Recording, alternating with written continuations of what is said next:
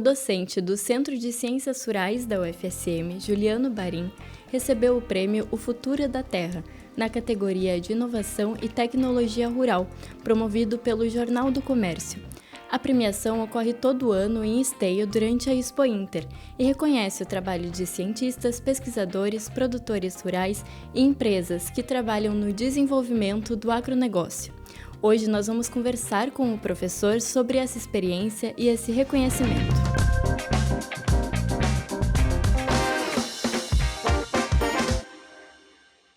Eu sou Amanda Teixeira e eu apresento o TV Campus Entrevista de hoje. Juliano, muito bem-vindo ao nosso estúdio, é um prazer poder conversar contigo sobre essa premiação recebida. E eu quero que tu comece nos contando sobre esse prêmio, O Futuro da Terra, como foi receber esse reconhecimento. Eu agradeço a oportunidade de estar aqui conversando e, para mim, um grande reconhecimento do trabalho que é desenvolvido, não só pela minha pessoa, mas também de todo o grupo que a gente coopera, e considerando também outros colegas, professores, também os alunos, evidentemente, né, tanto de iniciação científica, mestrado, doutorado e pós-doutorado, que colaboram. Também o reconhecimento da interação que a gente tem com o setor produtivo, com as empresas, que nós temos projetos de pesquisa também, e que demonstra que a inovação é um processo coletivo, e quando a gente consegue ter o reconhecimento, eu acredito que todos estejam também sendo reconhecidos nesse sentido. E pode nos explicar um pouco mais sobre o que é esse prêmio? Sim, é um prêmio que é dado para profissionais aqui do estado do Rio Grande do Sul, que têm contribuído para o desenvolvimento do agronegócio gaúcho. No meu caso específico, a minha contribuição ela vai mais no sentido de digamos assim, pós-colheita, né? Eu não estou ligado à produção primária, mas sim após o processo de produção, onde a gente faz o processamento do alimento, né? E também com as tecnologias que são usadas para o controle de qualidade desses produtos, onde a gente pode contribuir com algumas inovações. E a tua pesquisa é voltada para a área que junta a alimentação com a tecnologia, né? Pode nos explicar o que são as food techs e como que elas são trabalhadas aqui dentro da UFSM? Perfeito. Então, para a gente entender a food tech, é preciso a gente explicar o que são os sistemas alimentares, né? Então, se nós considerarmos todo o processo produtivo dos alimentos, que vai desde a parte de insumos para a produção agrícola e pecuária, tem toda a parte da produção também, tem a parte de colheita, depois tem a parte de armazenamento, tem a parte aí até chegar, então digamos assim que toda essa parte que a gente costuma chamar de produção primária, da porteira para fora, vamos dizer assim, é a área que seria mais relacionada com a parte de food tech, onde a gente acaba processando esses alimentos, colocando em embalagens, no transporte, depois a distribuição, varejo, atacado de alimentos, food service, também está chegando já no fim da cadeia, até chegar no consumidor final ou até mesmo no alimento para uso doméstico, e por fim até o mesmo descarte do alimento que não é consumido. Então a gente consegue perfazer um ciclo, né, do alimento que a gente chama esse ciclo de sistemas alimentares. E como eu comentei, as food techs estão da porteira para fora, né? É quando sai dessa produção primária e começa a entrar nessa cadeia. E a gente usa tecnologia para diversos fins, né? Então a gente pode usar em qualquer parte dessa cadeia uma tecnologia que possa melhorar em algum aspecto, seja produzir de maneira mais eficiente, seja diminuir desperdício ou mesmo trazer alguma característica inovadora como um sabor diferente. Professor, o senhor também foi reconhecido em março desse ano como liderança influente no setor da Age Food Tech na América Latina, pelo portal Food Tech Hub. Como foi receber esse reconhecimento? Também fiquei muito contente no mesmo ano, né, que eu recebi o Prêmio Futuro da Terra, que esse é um reconhecimento em nível nacional, né, em função o Prêmio Futuro da Terra aqui estadual. E esse outro reconhecimento é em nível nacional.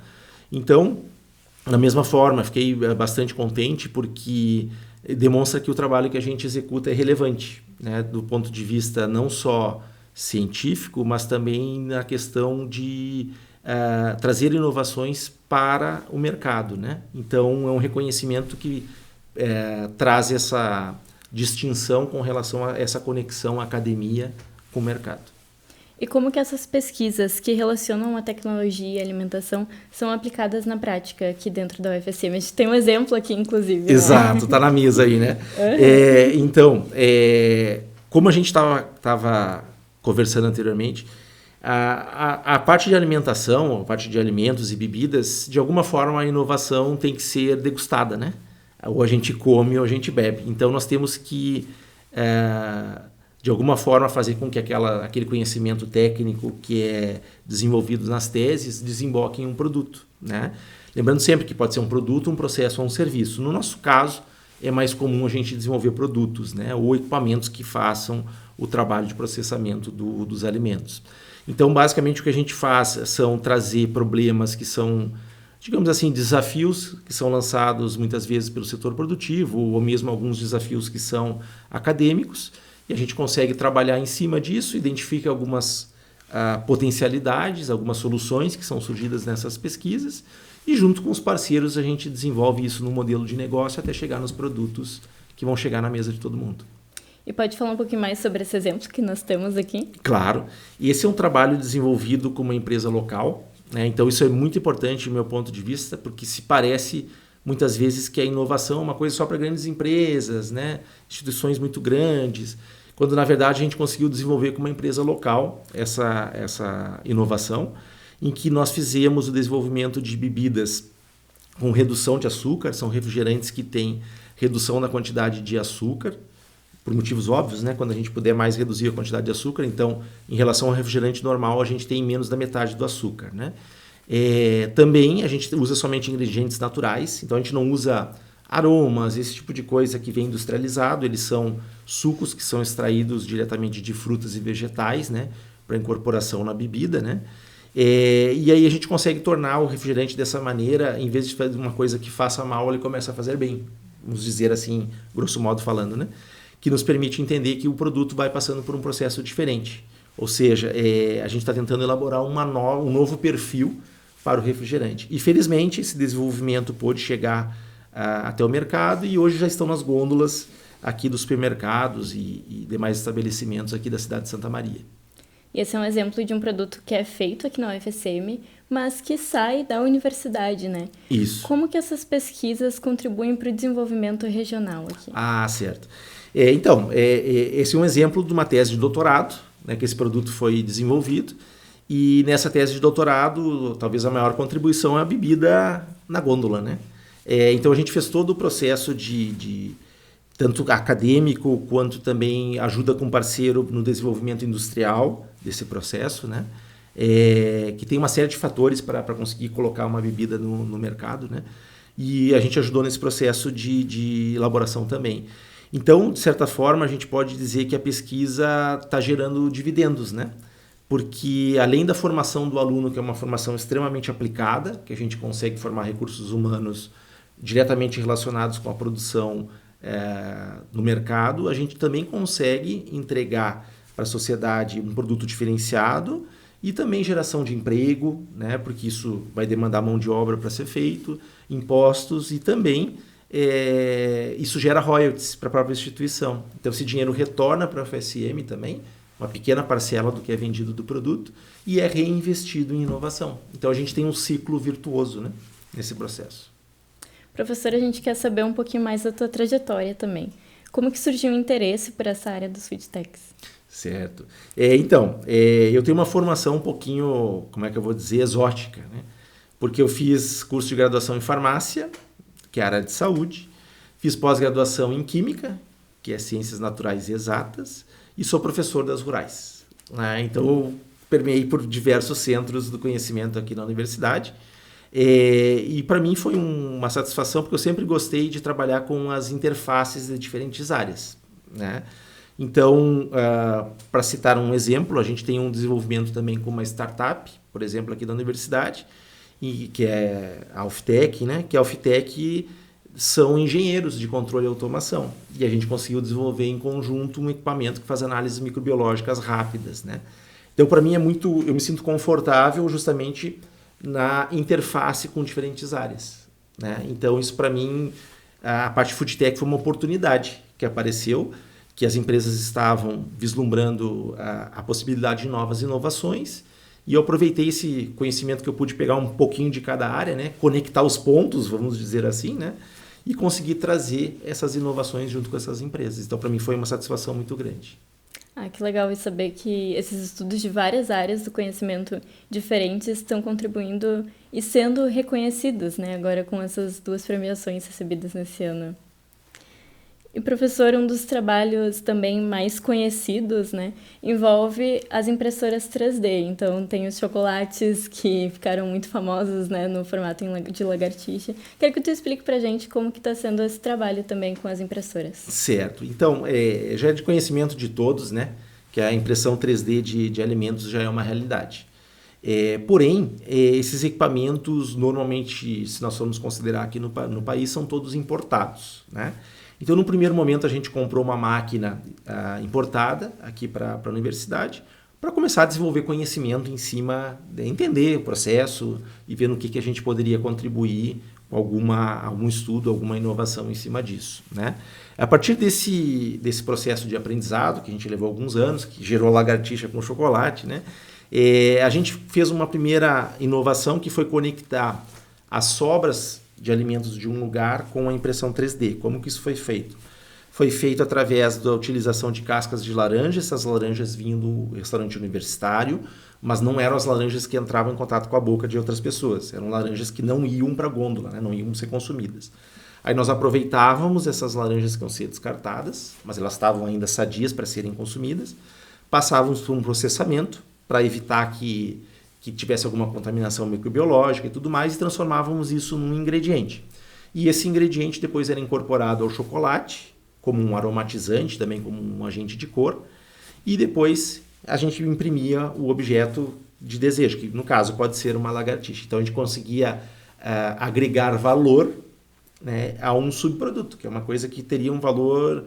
Na verdade, a gente paga para descartar, que é lixo, né? Então a gente transforma num ingrediente que tem valor agregado. A gente mostrou isso. E no momento, as pesquisas evoluíram um pouco também, e nós temos agora a possibilidade de desenvolvimento de um equipamento próprio, junto com essa startup que eu citei, em que nós estamos desenvolvendo um trabalho de pesquisa que vai culminar num desenvolvimento de uma impressora 3D de alimentos nacional, né?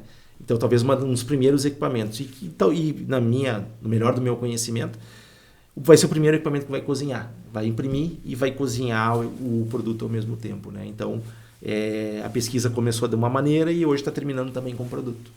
E como está sendo a experiência de participar desse desenvolvimento novo? Dos equipamentos?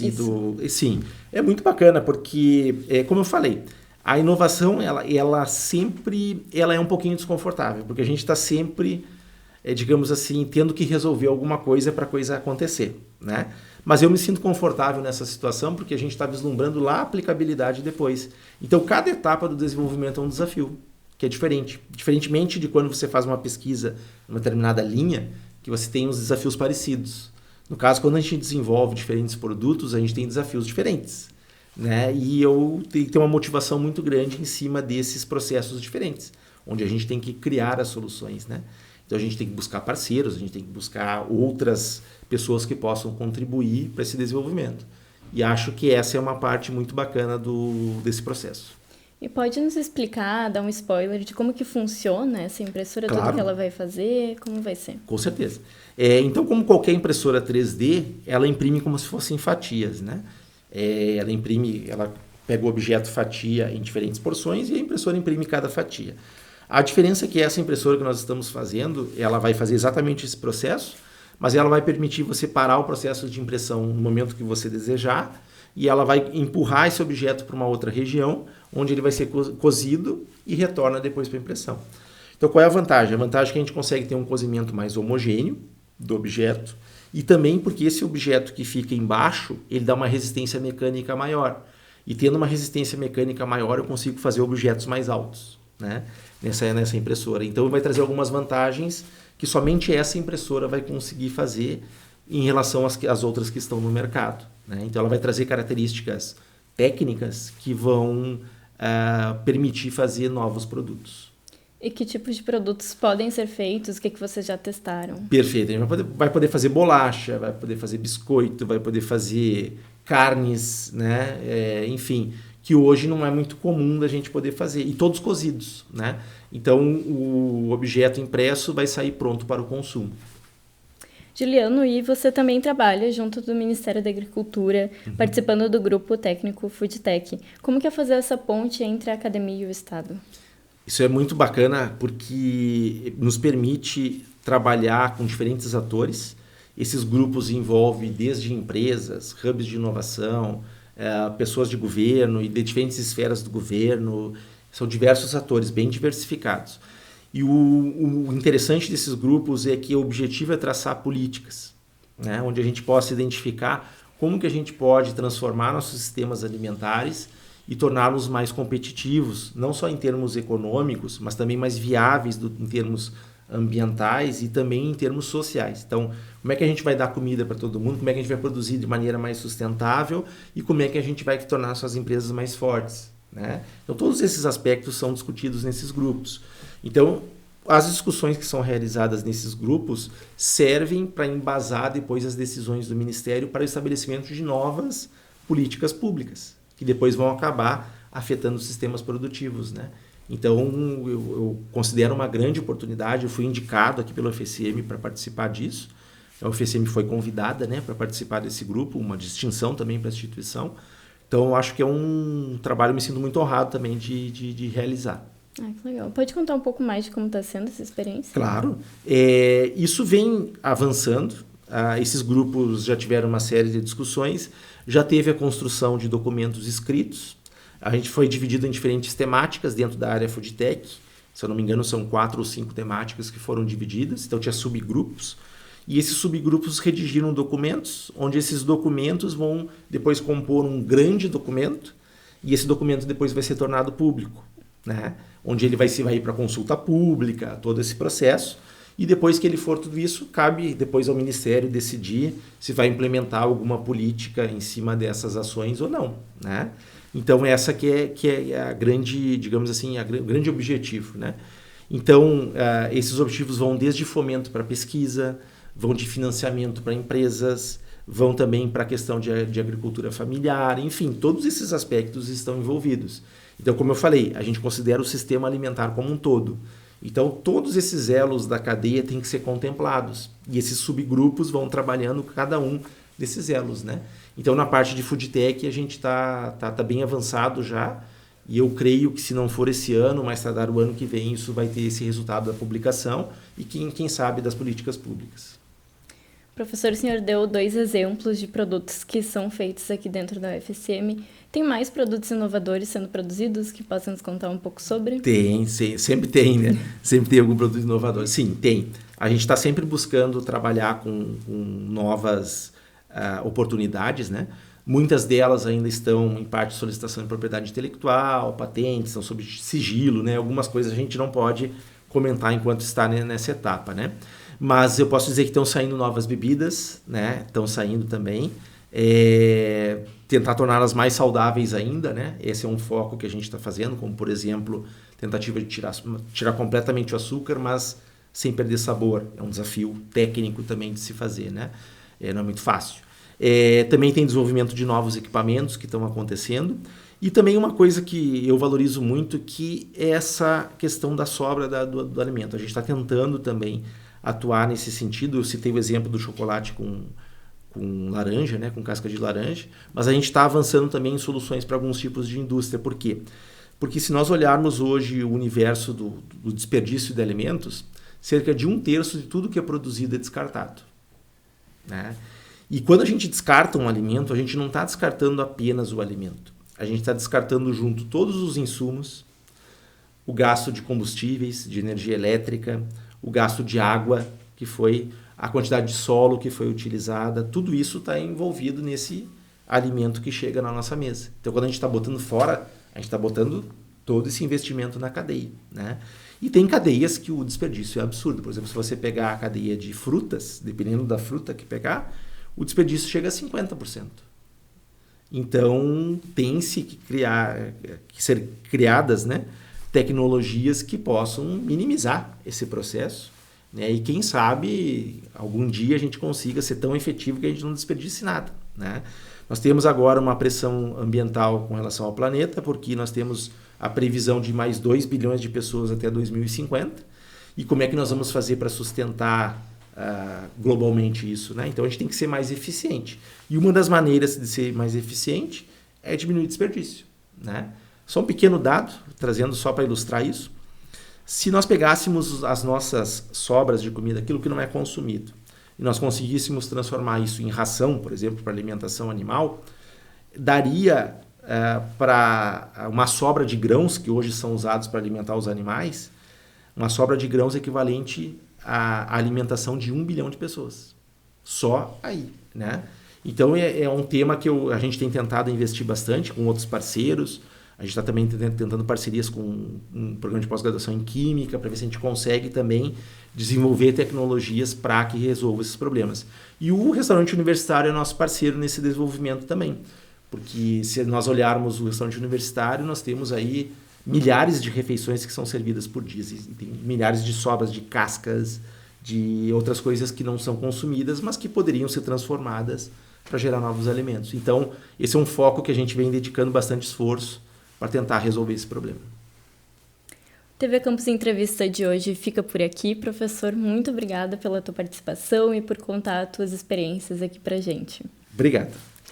Esse foi mais um episódio do TV Campus Entrevista, onde conversamos com o professor do Centro de Ciências Rurais da UFSM, Juliano Barim, sobre a premiação O Futuro da Terra, que ganhou na categoria de Inovação e Tecnologia Rural. Você pode nos assistir pelo YouTube da TV Campus UFSM ou pelo canal 15 da NET.